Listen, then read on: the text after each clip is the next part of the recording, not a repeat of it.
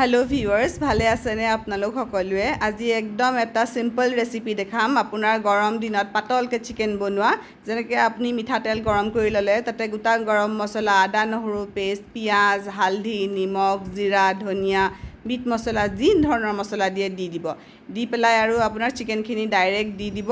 দি পেলাই আৰু আপুনি ভাজি থাক অকমান ভাজিব আৰু খুব বেছি ভাজিব নালাগে অলপ ভাজিলেই হ'ল তাৰ পাছত ইয়াৰ লগতে আপোনাৰ ডাঙৰ ডাঙৰকৈ কটা আলু দি দিব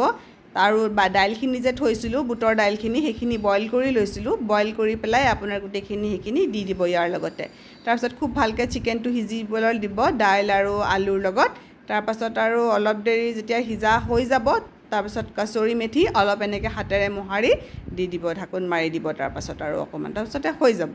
এই ভাতৰ লগত এই গৰমৰ দিনত খাবলৈ খুব ভাল হয় লগতে নেমু আৰু জলকীয়া লৈ পেলাই চিকেন এনেকৈ পাতলকৈ জোল বনাই পেলাই খাব পাৰে ভেৰি হেল্ডি মানে এইটো ৰেচিপিটো আৰু এয়া চাওক ভাতৰ লগত সেইদিনাখন আমি তেনেকৈয়ে খাইছিলোঁ খুব ভাল লাগিলে খাই পেলাই চিকেনো খোৱা হ'ল লগতে আৰু আপোনাৰ মানে গৰমৰ দিনত টেষ্টো লাগিলে তেনেকৈ